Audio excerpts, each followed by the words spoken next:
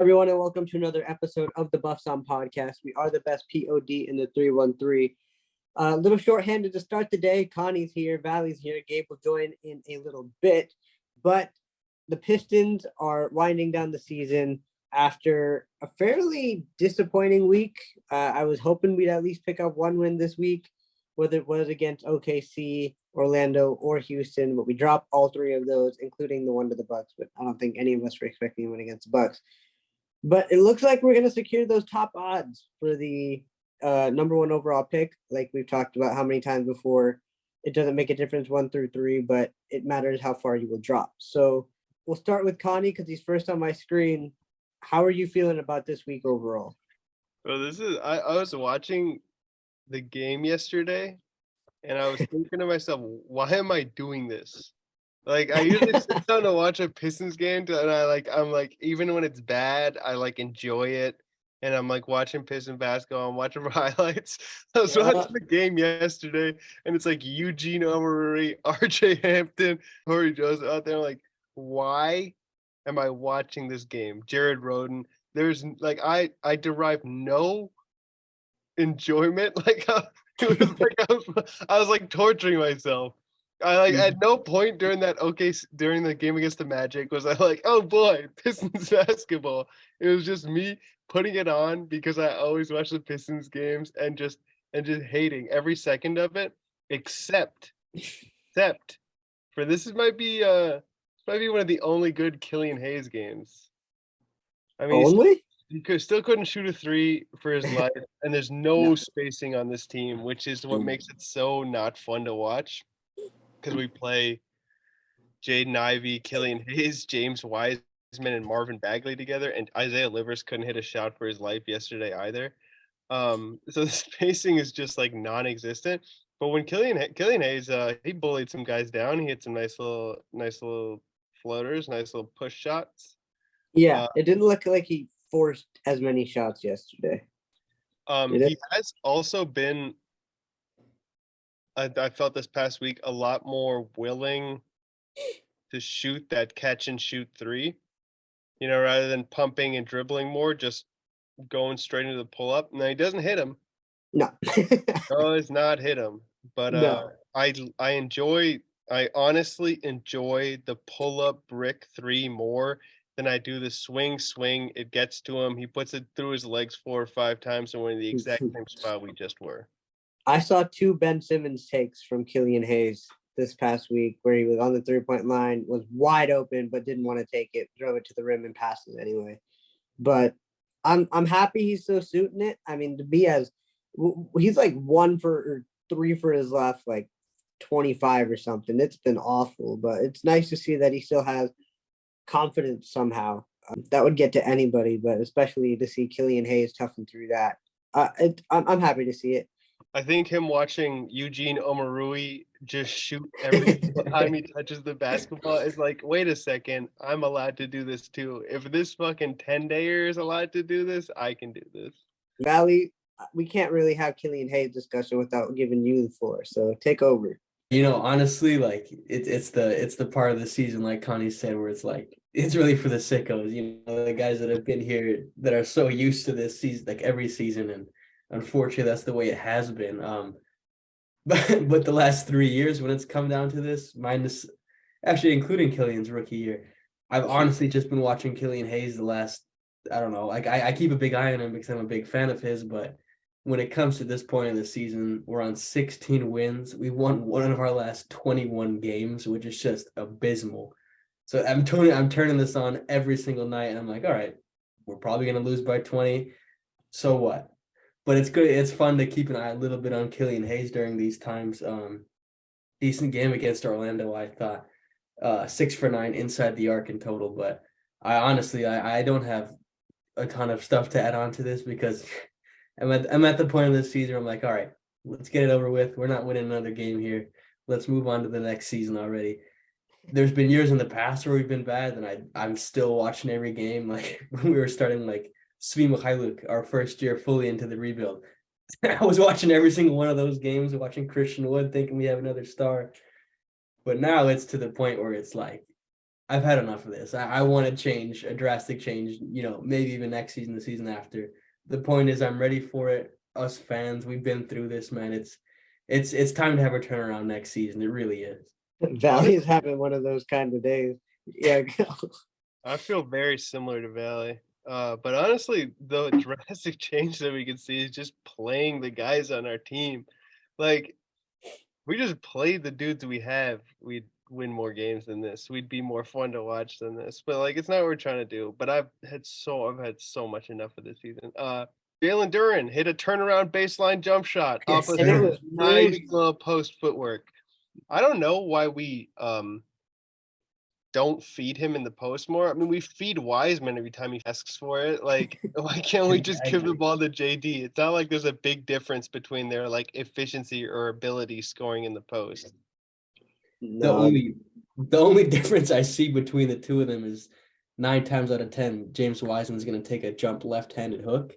Whereas with Duren, he's shown a lot of versatility in the footwork and then just the complete strength. Like when I get it to him in the post, I expect a power dribble and a 2-hand dunk legit every time. But when he's developed more out of that, like we saw with the little push shot, we've seen glimmers of really good footwork from him. I would love to get him as many post ups as Wiseman, and it would make the game more fun to watch at this point of the season. I think that's like the hard part. Like you're at that point in the season where you're trying to find things to like key in on. Like Valley and I, we keep an eye on Killian Hayes. Connie, what do you look for during the game? Do you like what do you look for to try to make the game more enjoyable? I mean, I know the one in Orlando was just hard to get into, but in general, what do you look for? I watch for absolutely anything that Jalen Duren does. Jalen Duren is the pretty much the only reason I watch this team anymore. Every like 5th game, it's fun to watch Ivy. Those 4 games in between, it's not fun to watch Ivy. Do you take any joy in watching James Wiseman or Marvin Bagley? I take Marvin Bagley. Oh my God, those couple minutes Marvin Bagley played before he KO'd himself on Jalen Duren's screen yesterday. Was some of the worst stuff I've ever seen in my life.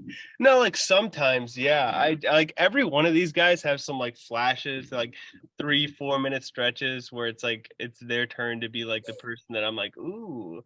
But the vast majority of the time, it's a slog, and it's become so much more of a slog with like there's just like every one of our shooters is sitting on the bench. And like I said, the lineup that we're putting out is like 4 non-shooters and 1 okay shooter. And it's just, you can't expect anybody to put good offense out there. No. Hey, I have a question for you guys. Shoot. If there was a 3-point contest of all the active Piston players, who do you think wins it? So Bojan's not in this equation. Burks is in this equation. I'm talking about right now with this squad we have out there. Who is like the highest volume shooter? Is it Livers? It's gotta be Livers. That was it's gotta be. I mean, he hasn't shown it in game yet, but like we know he can. Who else is it gonna be though? RJ Hampton?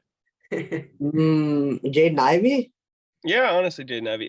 Real quick, can I throw a really funny stat at you guys? James Wiseman post-up frequency percentage, 23.7. His post-up points per possession, so how like on average how much he scores every time he gets a post-up is 0.74. Jalen Duren points per possession on a post-up is 0.96. So not good. Now off rip, 0.96 in post-up possessions is not good, but it is better than James Wiseman. Do you have a bar you can set that to? Like, yeah. I'll give you the numbies. Like Embiid's points per possession in the post or something. Yeah, sure. We got Nikola Jokic scores 1.23. DeMar DeRozan scores 1.33. Embiid's at 1.12. So 0.96. You want to be over 1. Yeah. 0.96 isn't terrible, but you'd like to be over 1.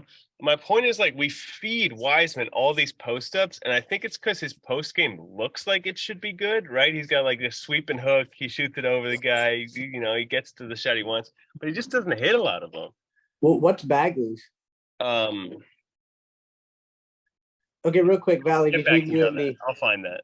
Yeah. Between you and me, is it over James Wiseman's 0.74 or under? You need to finish your sentence. I'll take the under.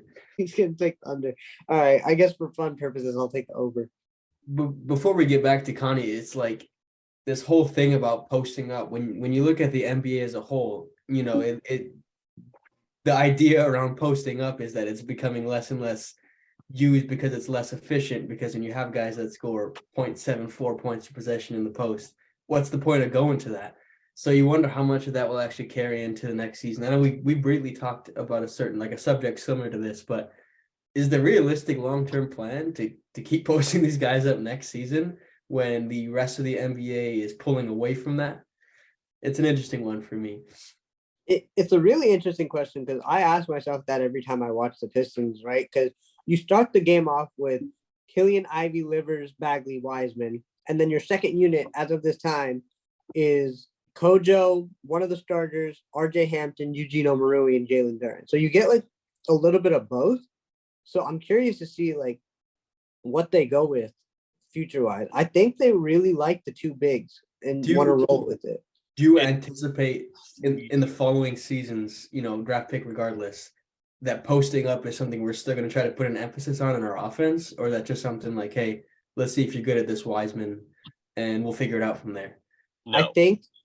I don't think it's going to be like as often, but I think it's going to be something that they turn to every once in a while. I think a post. Real quick, the numbers. Who said over? I went with it.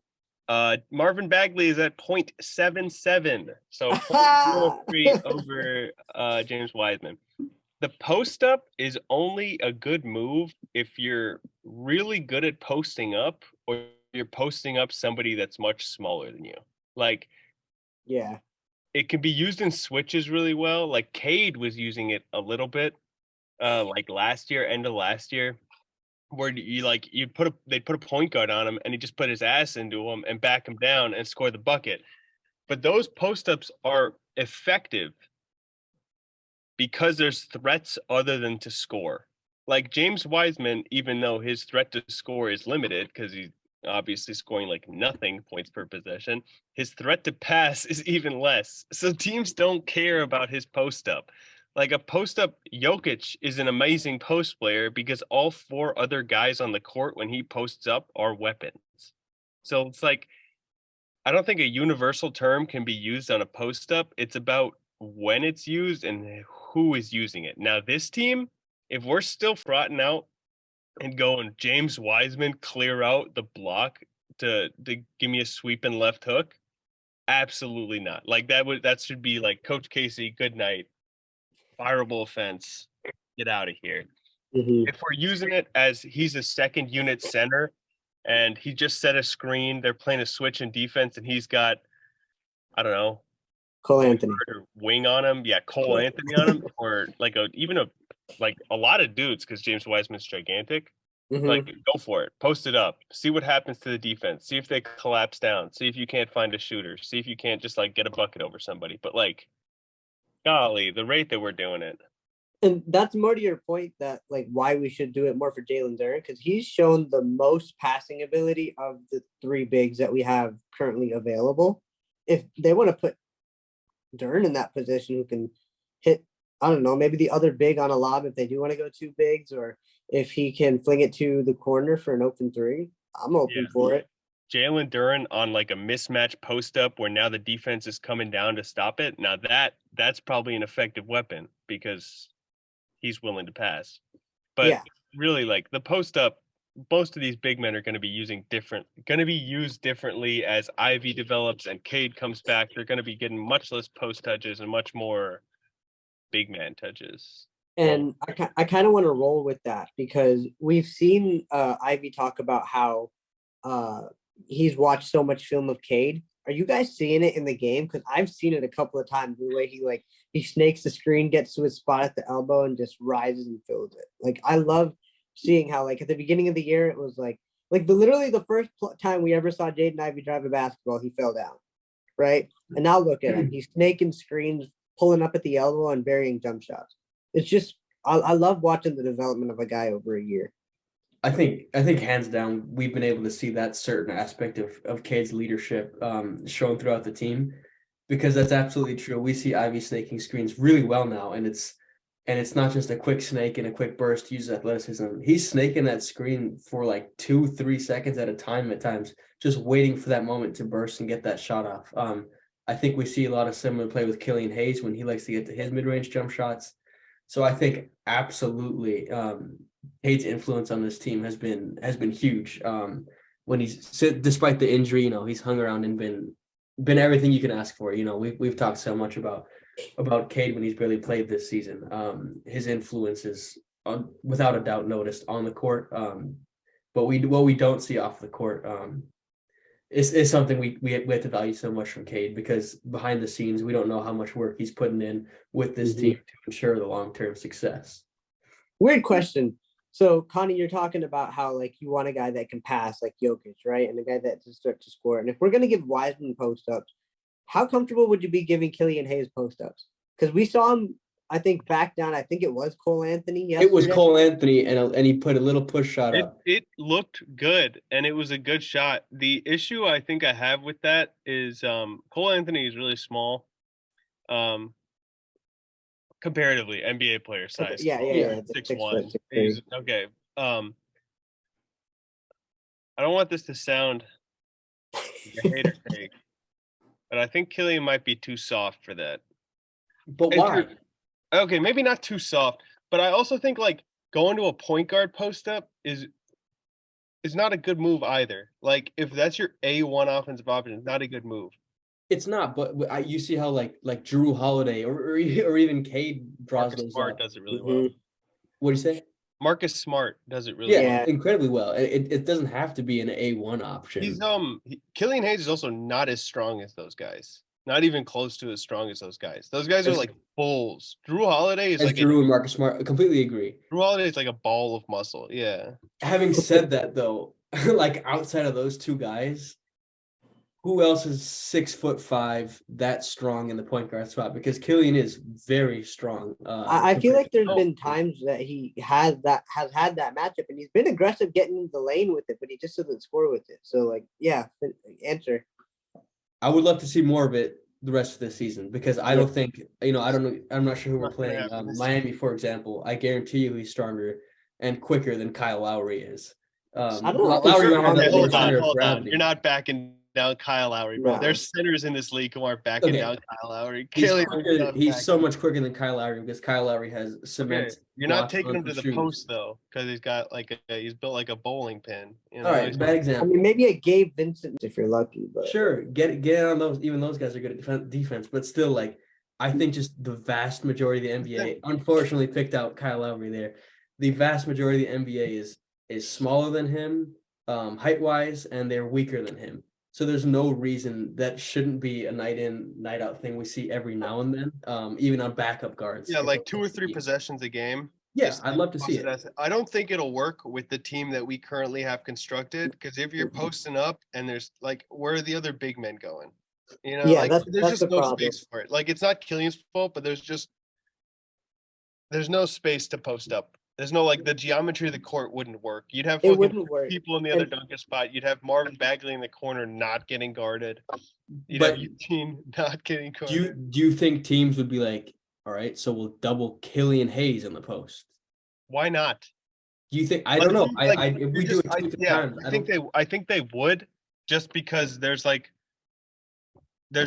threat to pass out to a shooter is not a thing. So he'd make his move. They might just let him go 1-on-1. Honestly, also that's the thing. I would I'm betting if you just let him go 1-on-1, those efficiencies. Actually, I don't know, but I think Diallo would need to be on in that scenario too, because he's probably the best cutter we have on the team. Yeah, sure. Killian Hayes, Diallo, and then just 3 shooters. It would work. Killian Hayes. It would just need shooting, or someone that when the double comes or the pressure comes from the post up, somebody's doing something with it, and it's not just launching brick after brick, or just I'm just imagining trying to do a point guard post up with the lineup, with the starting lineup right now, and it would just be not with this really hard to do. It'd be ugly. But speaking of cutters, and since we're already talking about Killian, he's made a couple good cuts. I think it was in that Orlando game, or was it before? It might have been. It was the OKC game. He made a couple nice cuts, so it's nice to see him finally actually like moving off the ball and using his frame and Ivy's vision to get a couple easy buckets. He also took a right-handed layup, which I thought saw that. I was gonna text you in the chat, insane, but I you forgot. know? It was garbage time, but I'll take it. The little finger roll right above. I loved it. It was pretty. It looked like an offhanded layup. What else did you guys see this week that caught your eye? Anything? Let's see. Let's go back through. I mean, yeah, just Eugene Omorui's absolutely no fear, no worry at all about bricking a shot. Teams are not guarding him, and he is just launching those 3-pointers. He's not hitting a lot of them. Also, Livers has been really bad. And anybody else notice that? Like, I felt like he was coming on a little bit before. He was hitting some nice middies. Like, he airballed 2 shots long from the corner last night. Just missing a lot, not really making an impact felt. He's kind of getting beat on defense as well. I think his shoulder's still bugging him because I think he got caught on a screen yesterday, and the camera caught him like holding his shoulder again, and it was just kind of dangling a little bit in my eyes. All right, I love an excuse for Livers because I really want Livers to succeed, and I think he can be good. And I was just really hoping that this isn't just like him. Yeah, I think the peak was like his dunk over Pirtle, and then he kind of just fell off again. There's a couple games he was hitting like dribble in mid-range jumpers, pushing them. They look real nice. His step back to his left is becoming something that I want to see more of. Yeah, next year. Yeah, it's next year, but I want to see it because like he's like you just mentioned, he's shown the ability to hit the mid-range jump shot late in the shot clock. So why not give him the opportunity? He's a shooter. Let the shooter shoot. Eugene Omoruyi, Tony was just talking about him after that OKC game. He got a lot of heat on Pistons social media, Connie. I don't know if you saw any of that, but Amit and I were talking about it, and we were trying to figure out like what's going on here. He took the pick with the guys, right? Yeah, exactly. From what I saw is an unfortunate ending to a game. He seemed clearly, upset, not in a great mood, emotionless. And then slowly these Thunder players come going around him, and eventually they take a photo because this guy was on their team not even 3 months ago, And I was just kind of shocked. We saw one comment on one of our posts saying Eugene shouldn't be here next year after that. And I think I did the fastest double take of my life. I'm like, are you serious? Are you reading too much into this? What he's provided, and then like he's shown against Orlando, if you're open, I'm going to shoot it. If I end up 3 for 11 from deep, I end up 3 for 11 from deep. What he's shown. There's a reason he's so wide open, though. Yeah, but I guess the point I was making is I don't understand any of the criticism he received, and I hope that does not affect. I don't think it will affect any of his long-term future here, or at least that directly won't. But I was just surprised to see Eugene catching some shots. Dude, we've kind of cultivated this Pistons team. We forget it. We're not thinking about it now because we've just been watching we've been watching like the third unit Pistons play, the league Pistons. But like on our main starters, we kind of cultivated. We're kind of like an asshole team. Isaiah Stewart gets into it with dudes. Killian Hayes KO'd Mo Wagner on the bench. They get into stuff. Jalen Duren's not scared of anybody. No. Isaiah Stewart ran down LeBron James, and just still one of my favorite Pistons moments that I have seen, and just like utter determination and unstoppability. Like we're kind of like we're building up on sort of history of just a team that people don't want to play, and I guess people just don't want to see us being buddy. But me personally, I have no problem with that. Like. Those are the guys. That was his first NBA team. Those are the team he played on the G League for. What? Who did he play for before the Thunder? I'm mixing something up. Was he not a member of the Utah Jazz? Oh, he was. Never mind. Was he? I think he was somewhere else. I forget where though. He was in Dallas. He played 4 games for the Dallas Mavericks. Yeah. So pretty much his first real huge tenure with the Mavericks. Yeah, but he was on the G League team, probably with some of these guys. He played on OKC with them. Like I got no issue. He took a photo, man. He played hard that game. Yeah, I mean, who cares? Like, he took a picture with guys he used to be teammates with after the game. Like, I don't see what the problem is at all. And it's like we've been losing every other game, man. Why you Yeah. take it so to heart? And it's just like, do you think we're gonna win? Yeah.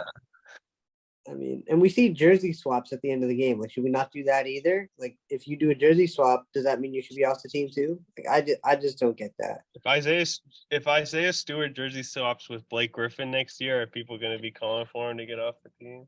Probably. I would bet my house that does not happen. Stu You might have a house, Valley, and then rip it in half. My future first house. He'll just take the Griffin jersey and just he'll rip it in half. Give it back to him. That would be great. I would enjoy that. Any other thoughts on the week before we move on to the second segment? No, not that I got. All right, so we were rattling our brains before we got on here about what to talk about because we kind of want to do some end of year stuff, but there's still 4 games left, so we're going to try to hold that off for a little bit longer. So thankfully, Connie's genius brain gave us the idea of doing exceeded expectations and disappointments for this year. So we'll start with Connie because it was your idea. Who disappointed you this year?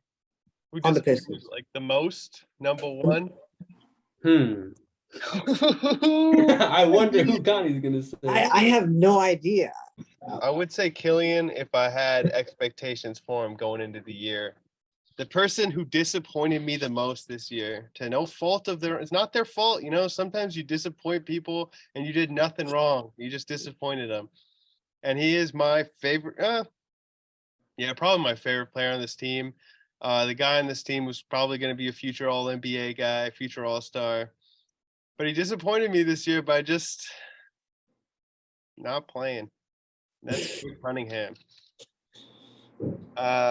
We didn't start strong, but there were some really cool games in there before he went out. Those 30-pointers, those games were just like, holy shit, no one can stay in front of this guy. He's getting exactly where he wants to go. He's bigger, he's stronger, he's smarter. And then it's just like there's just one game where he drops like 1 point, shoots a terrible field goal percentage and just looks awful. And then it comes out afterwards, man's got a shin injury. And then he might come back in a couple of weeks. And then they just kind of hold it out, and he's gone. There was no injury on the court. There was nothing to point to, nothing to look at. It was just like, he's out for the rest of the season. And as much as it's not his fault, and as much as I love Cade Cunningham, that was by far the most disappointing thing that's happened this season. And so that makes Cade Cunningham my most disappointing player this year. I can second that. I'll try to think of somebody else. Valley, who disappointed you the most on this Pistons team? It's actually kind of funny for the exact same reason I went Cade Cunningham. I do have a backup plan here that I'll get into, but so much of this season, I don't want to say it was a lost season because it wasn't. But so much of this team's long-term success, so much of this season was about Cade Cunningham because of his, for me, unlimited potential. Like, if a time traveler came 10 years from the future and told me Cade Cunningham is an MVP, I wouldn't be shocked, you know? So this whole season was about seeing that, seeing the growth, seeing his tremendous basketball IQ. But thankfully, we did get a small amount of it. We did have a nice 10 games. He still averaged 20 points, 6 rebounds, and 6 assists. Didn't shoot the 3 very well, but like Connie said, he still showed us, you know, like he's still the guy. I cannot wait for the revenge tour of Cade Cunningham next season. It's going to be must-watch basketball. But I'm also going to avoid talking about Killian Hayes, although he did slightly, you know, underperform this season. But I'm going Saddiq Bey because Saddiq Bey, his name has not been brought up in a while, obviously, because he was traded to the Atlanta Hawks. But that I don't think that was the long-term plan. He was a part of the core 4. He really seemed like a core piece of this future here, not just in terms of being a good player in the basketball court, but really just like being here since the start, embodying that Detroit grit, that grind. He worked so hard. I thought it was there, but it just never really came together for Saddiq. He never showed really an improved shooting percentage from outside the arc, even when his usage rate declined after acquiring Bojan. And just the overall inconsistency is what I think ultimately got him off of this team. He would go on these massive streaks, or even have one game where he'll give you 25, the next night he'll shoot 1 for 8 or whatever. And that's still an evident problem in Atlanta. I think that's why he's been struggling. He's been in and out of the lineup there in Atlanta. Finally got back into the starting lineup, but that's because of DeAndre Hunter injury. But the overall inconsistency really disappointed me from Sadiq. I was ready for him to take that next leap, shoot around 40% from deep. May have been an ambitious goal, but he was miles off of that, never really hit it. And then for those reasons, and the fact that he's not here anymore, Sadiq Bey is my most disappointing player of the season. I don't know who to go with here because it was Cade as my first. Sadiq was a great second pick. There's a pretty good option here. Yeah. I don't know if I want to go with Marvin. I feel like it feels like eons ago. We gave him that big money deal. I felt like, this, if Troy sees something in him, we should too. And then the guy just can't catch a break. I mean, the only break that he catches is a knee to the back of the head. Like, how many times has that happened this year? I feel like it's happened 2 or 3 times. So I feel like Marvin Bagley not being able to stay healthy is a huge disappointment for me. I think that he's shown that we're just in that spot where he's shown just enough where you're curious to the point where, like, oh, if he can do this more consistently, yeah, let's do it. But then he just keeps getting hurt. And there's some guys who just have that kind of luck, and I guess Marvin Bagley is one of them. So Marvin Bagley for me. Who was the good choice that was on the board that I missed? Well, I mean, none of us really went in on Killian, so I just thought, I thought that was going to happen. I mean, we've done enough. We've done enough on Killian, and to be honest with you, he didn't really disappoint me because he actually, I guess I'll start with this. He exceeded my expectations. Ooh. He had. That's a diss on Killian right there, man. That's a diss. He exceeded him because, well, not because of his final numbers, but because of that really good stretch he had in the middle of the year, right? I knew Killian Hayes would be good. I just didn't think he was going to put it together for that long at this age. So I was really happy to see him put it together. I was really happy to see the shots falling. I was happy to see him grow as a player this year. So I'm very happy with what I saw from Killian Hayes this year. He's still a very young player. He still has time to grow. He still has potential. I'm not giving up on Killian. I've said it how many times before on the pod, but I think Killian Hayes has has he sucked at times? Yeah. I'm not gonna sit here and pretend like he's all glit and glamour, but I think he's shown me enough to the point where I have faith in him for at least one more season. I mean, if he doesn't come into next season and lay it up with the right hand more consistently, then we get a problem. But this is an off season where he's not entirely working to build his jump shot again, right? He's got a whole off season with the new jump shot. He can go about his normal routine, putting shots up, ball handling, working on that right hand, and getting stronger. And there's no question that, oh, is Killian starting or is he coming off the bench? There's no question next year. He's coming off the bench. No matter who we take in the draft, whether it's Scoot, whether it's Miller, whether it's Wemby, whether it's Jarris Walker, one of the Thompson brothers, it doesn't matter. Killian's coming off the bench. He knows where he is, he knows where he stands, and he knows what he has to do. So I'll give Killian one more season to prove the doubters wrong. Otherwise, that's it. The door is closed on his time here in Detroit. Valley, who exceeded your expectations this year? Yeah, there was really only one guy I was ever going to pick here, and that's Jalen Duren. I did not anticipate acquiring Jalen Duren when it happened. That deal with New York, but considering where he was picked, and his age, I was not expecting him to even see the court at all. Maybe until like the second half of the season. But a few injuries sped up that process. And when he was given the opportunity, he seized it. He seizes every opportunity he has, even now. For some reason, he isn't starting, but clearly playing as the most dominant big man on this team. About 9 points, 8 rebounds a game. He'll give you about a block a game. Does a good amount getting his hand in the passing lane, stealing the ball. evidently one of the best offensive rebounders in the entire league already. I don't have any stats to back that up right now, but just looking at him, he passes the eye test on that. A great rebounder. He's going to be like, geez, everything I thought Andre Drummond was ever going to be. I think Jalen Duren is going to be that, except more. And that's not a diss on Andre Drummond. I see a little face there on it. But what I used to think Andre Drummond would turn into is a real beast, and that's what I think Duren is going to turn into. But these statistics, what he averaged this season, honestly, what I would have expected next season. But he's coming right away. And one more thing for me that makes him the most exceeded expectation player for me is the flashes, the little jump hook we saw. But more specifically is the passing. The passing has been great at times, very good on that backdoor cut. He's been sensational for me, Jalen Duren. Absolute no-brainer for me for most exciting player of the year. I made the face because I'm always hesitant whenever we mention Andre Drummond's name with Jalen Duren, considering how excited we all were about Andre, and then, what it ended up being. Not that he was a bad player, it's just how high our expectations were and where he ended up. But yeah, I didn't say Jalen Duren because I was sure one of you guys were going to take it.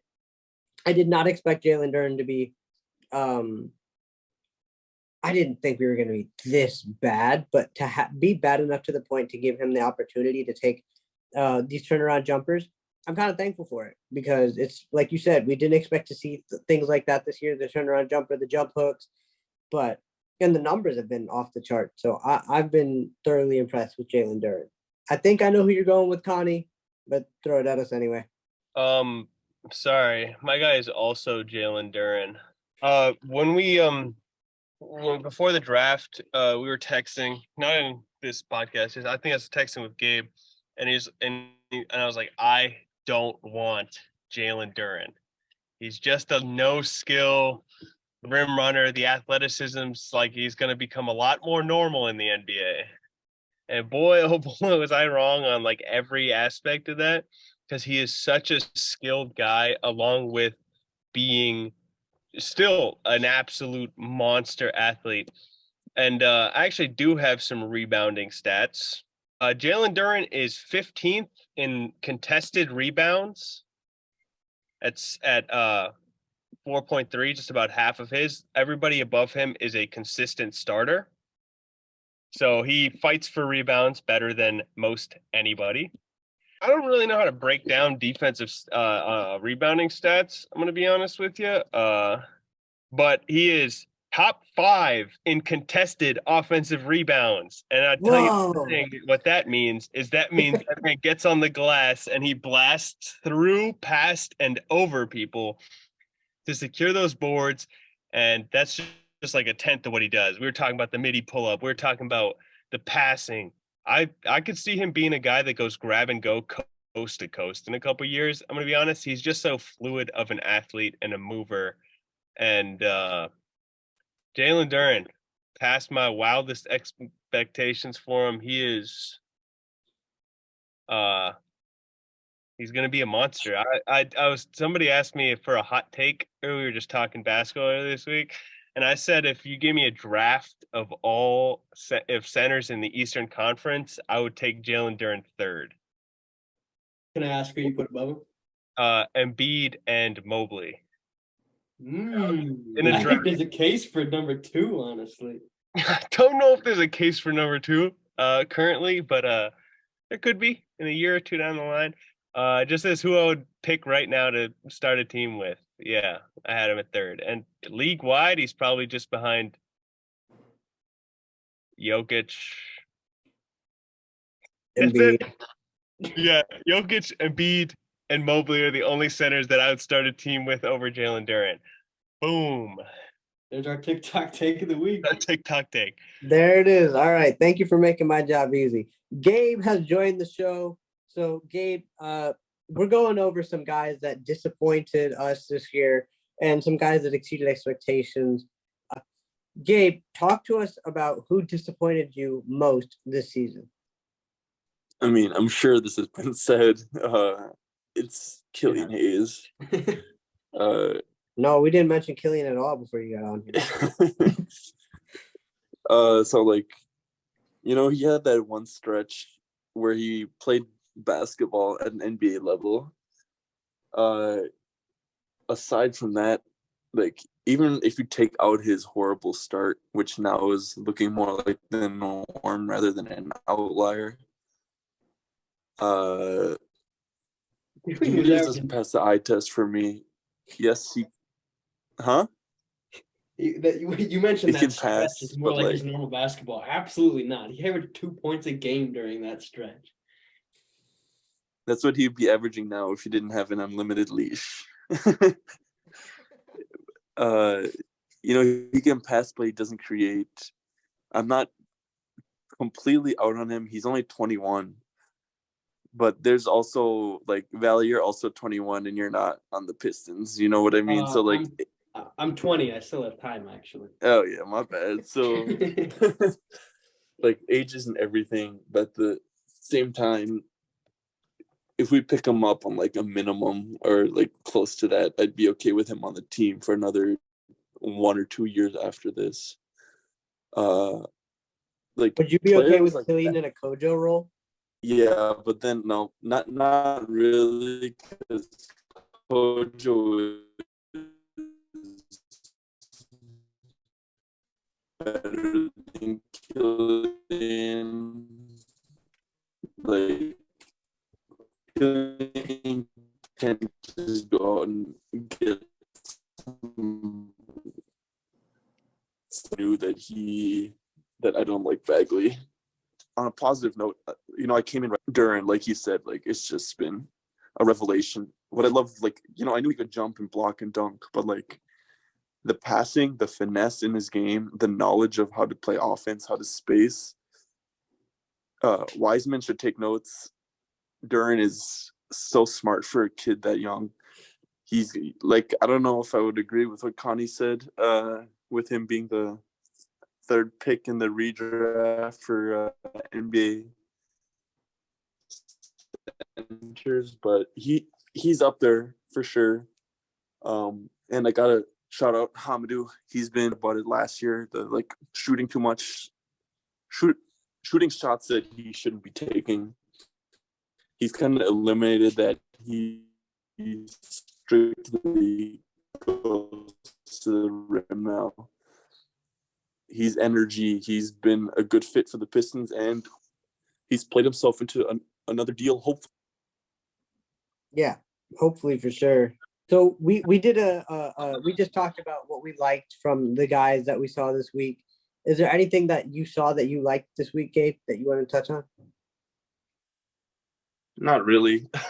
Not really. The Orlando game yesterday, I missed like the first like 10 minutes, and then I saw Connie text, "This is the worst thing I've ever watched." So I decided I would not tune into that game. Oh my god! Yeah, it was terrible. Yeah, Jalen Duran, he had some nice, again, like finesse plays. They don't always go down, but it's just like that's part of his game. Yeah, and you saw the turnaround jumper, right? The highlight, yeah. Yeah, the highlight, yeah, same thing. But yeah, I'm with you. Jalen Duran exceeded expectations for sure. Hamidou Diallo's come out and taken the team by storm. I wouldn't say lead. I mean, maybe. No. Taking the team by storm. And I hope we bring him back for sure, because we've seen that this team lacks energy sometimes, and not having Diallo able to come off the bench is kind of hurt a little bit, but I'm hoping he comes back for sure. Valley, you got anything to add?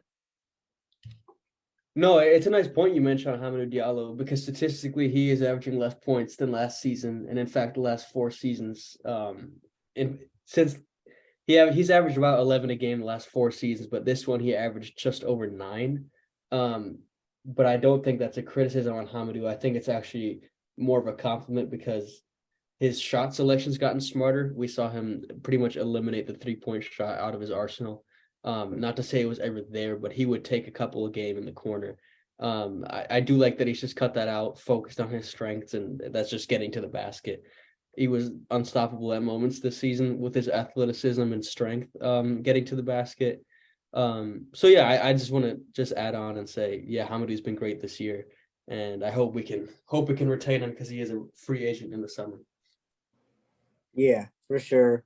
So I'm kind of reluctant to end this pod because once we end it, it's our last pod during the season of the Detroit Pistons in 2022-23. So anything you guys want to add before we close out our final in-season pod? I'm ready for me. Yeah, I'm ready for the season to end. Yeah. What, May 16th? Is May that 16th. draft lottery? Yeah, I think we're like That's what I'm keeping 44 an eye out days for. away. Oh, that's not too bad. It's not too bad, man. Yeah. All right. Well, thank you guys for listening to this episode of the Buffs On Podcast. We really appreciate it. Thank you guys for engaging with us on social media. We love responding to you guys. We love hearing what you have to say. Don't forget, we're on YouTube. Go subscribe to us there. We're up to a total of 7 subscribers. So let's keep the number climbing. We're on Facebook at Buffs On Pod. We're on Instagram at Buffs_on_podcast, and Twitter, TikTok, and YouTube at Buffs On Podcast. So until next time, throw the Buffs on, Detroit. The future is bright.